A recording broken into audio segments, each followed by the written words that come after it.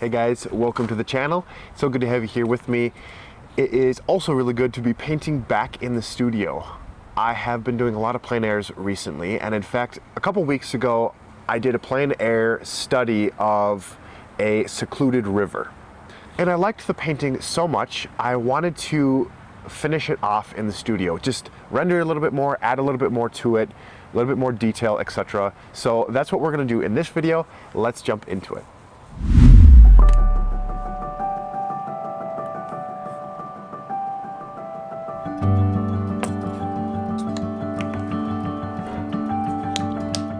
On the palette today we have titanium white. We're going to be working with some Mars black. This is going to be instead of the Payne's gray that I normally use. I find Mars black tends to be a little bit warmer, whereas Payne's gray is a little bit cooler. So that's a little bit of a difference. And then over here I have some leftover, I think that's phthalo blue. And then over here we got sky blue, yellow ochre, some orange, raw sienna, and burnt umber. Sometimes if I have a lot of leftover acrylic paint after any painting session, I will cover it with cling wrap or plastic wrap. That is a way to preserve your acrylic paint if you want to, continue using it. Although I will have to say sometimes it dries out and flakes a little bit, especially on the edges like this. So just be careful of that. All right, here is the painting. This is the plein air version. I don't need to say that it's dry because again, we're working with acrylic, but I'm gonna start with what is furthest away and work my way forward, just refining the image from here. So let's get up in here and start refining.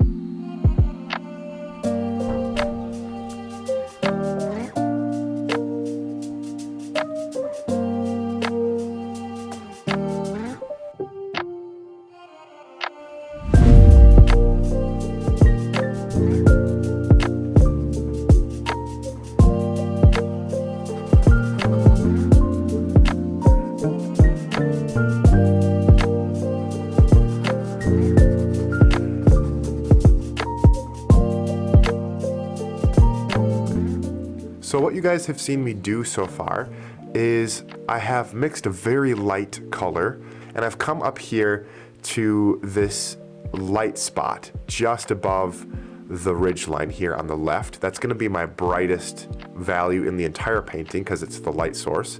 Just a sliver right like this across, and it ends right about here. I have re-established that in the painting. And then what I did is I mixed a little bit of a darker sky color for up here. I might actually lighten it up a little bit as I go, but I put it on top, and then I came in with that light sky color and I did in between the two colors just to blend them together while they were still wet. The color that I put in between these two was actually slightly darker than the lightest sky color here. And I'm gonna work on refining it a little bit more, but that's what I've been doing so far.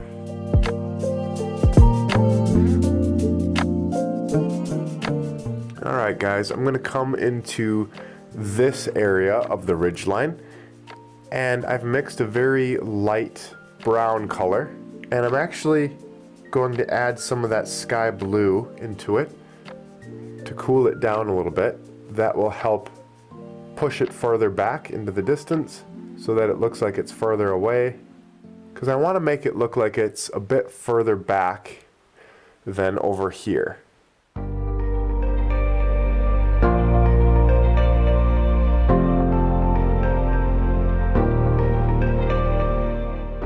something I do want to point out here that I don't like, and that is, you see how we have this tree coming up like this?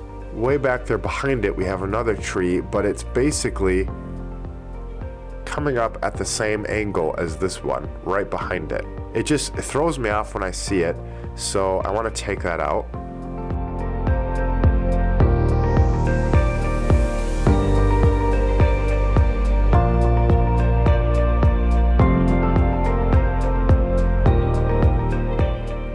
I'm going to raise the value up in this area just to push that ridgeline back even a bit further. We're just going to put those trees up there on that ridgeline back in.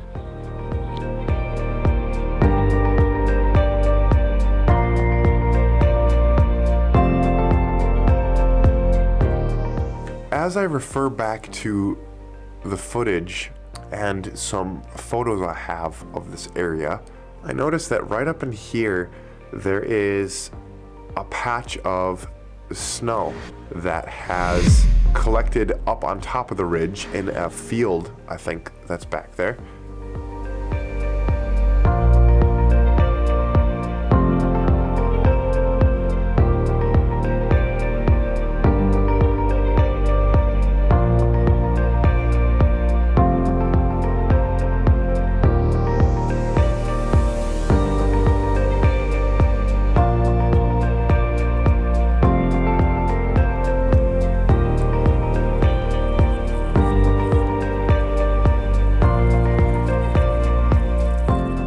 Sometimes when you are trying to get a painting to look like a certain area, you have to think about painting the colors in certain area and the values in certain areas, rather than thinking, okay, there's a tree way back there, there's a bush way over there. If you simplify it and you break it down into colors and shapes and those values, you'll be able to depict what you want far easier, because the viewer's eye will make up for the lack of information that you put in. You put a smudge over there and the viewer's eye will translate that smudge as some distant trees. When you do that, oftentimes you are able to capture a scene better than if you were to paint in a bunch of, details everywhere. Sometimes that can detract from the overall message of your painting that you want to get across.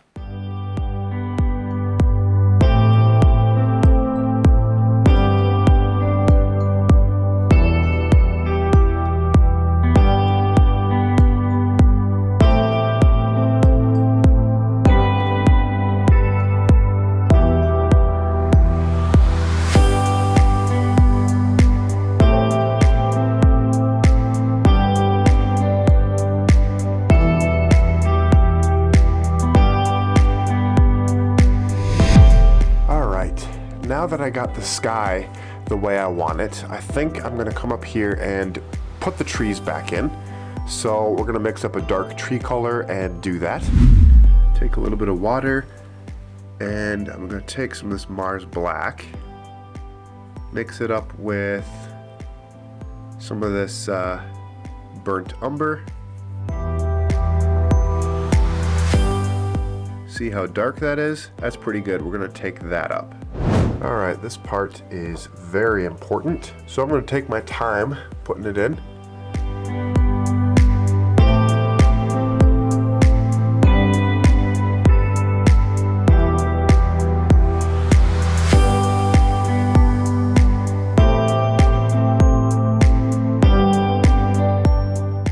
Now I'm going to take this smaller detail brush here and just kind of go between this one and the other larger one. They're both round brushes with synthetic bristles, so I'm going to use this for the smaller branches that come off of the larger ones.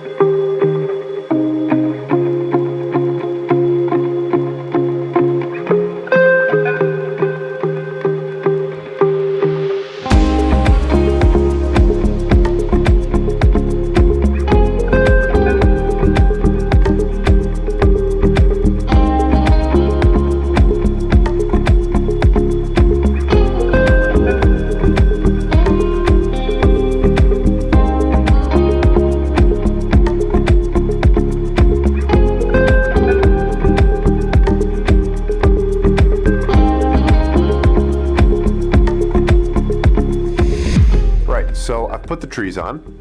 I used that really dark color, but it was looking a little bit too dark, so I mixed some lighter highlights for the trees, some very earthy, woodsy colors like some browns and greens, and I just kind of touched the limbs and the trunks with those highlight colors just to help them be a little less stark against that background. So they're lightened up a little bit. But now that I have lightened them up, I'm ready to move on to the water.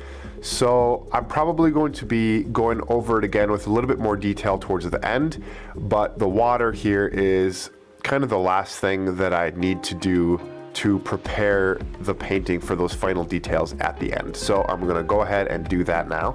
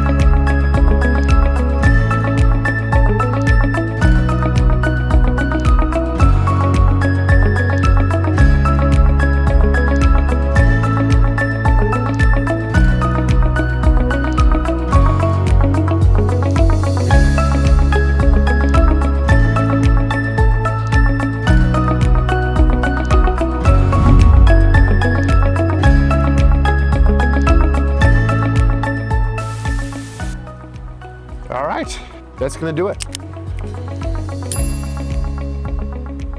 That is the finished result. Really happy with it. I think the acrylic paintings I do tend to be a little bit more rustic, which is good because that fits the scene really well, and that nice rustic look. So yeah, thank you guys so much for watching. We'll catch you in the next video. And until then, God bless you guys. We'll see you later.